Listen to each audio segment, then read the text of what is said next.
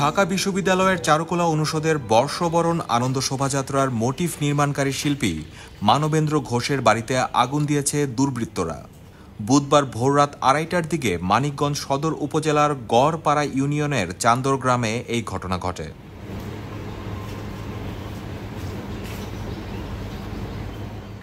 আগুনে বাড়ির আধপাকা কাচারি ঘর এবং ঘরে থাকা অন্তত 30টি ভাস্কর্য এবং অন্যান্য জিনিস পুড়ে গেছে। শোভাযাত্রার জন্য বাঘের মোটিফ বানানোর কথা জানিয়ে শিল্পী মানবেন্দ্র ঘোষ জানান, পয়লা বৈশাখের আগের দিন রাজ্যসভা নামের একটি ফেসবুক পেজ থেকে তার সম্পর্কে বিভ্রান্তিকর তথ্য ছড়ানো হয়। বলা হয় তিনি ফ্যাসিবাদের মুখাকৃতি তৈরি করেছেন। একবার পুড়িয়ে দেওয়ার পর আনন্দ শোভাযাত্রায় ঠাঁই পাওয়া ওই মুখাকৃতির সঙ্গে ক্ষমতাচ্যুত প্রধানমন্ত্রী শেখ হাসিনার মুখাবয়বের মিল রয়েছে বলে অনেকের ভাষ্য।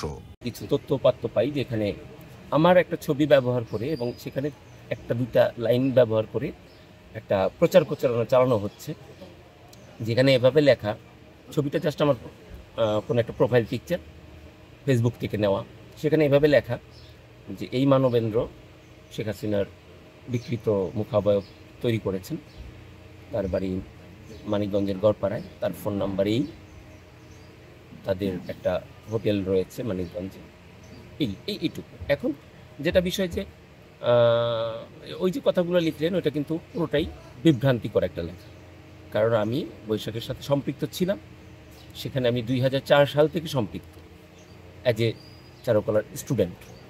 তো চারুকলার শিক্ষার্থী হিসেবে সেই উপস্থিতি আমার সবসময় ছিল। তো সেই ধারাবাহিকতা এবারও আমি সেখানে উপস্থিত থেকে আমাকে একটা দায়িত্ব দেওয়া হয়েছিল, সেটা একটা বাঘের প্রতিকৃতি তৈরি করা।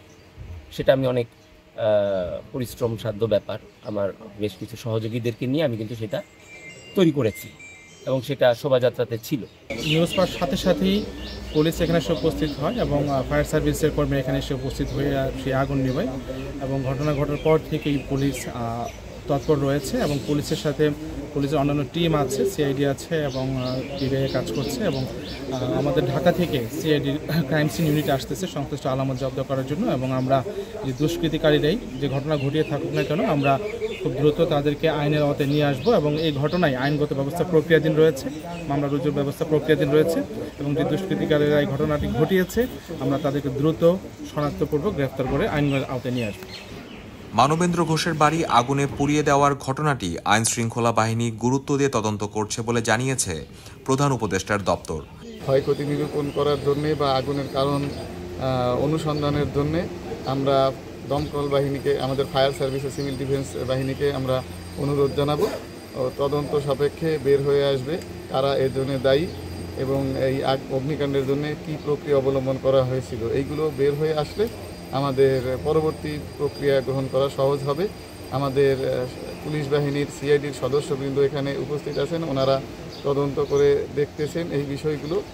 পাশাপাশি আমাদের সরকারের তরফ থেকে তাৎক্ষণিকভাবে আমরা সামান্য কিছু আর্থিক সাহায্য এখানে প্রদান করেছি। আজ এক বিবৃতিতে প্রধান উপদেষ্টার দপ্তর এ তথ্য জানিয়ে বলেছে, দ্রুততম সময়ে জড়িতদের বিরুদ্ধে ব্যবস্থা নেওয়া হবে।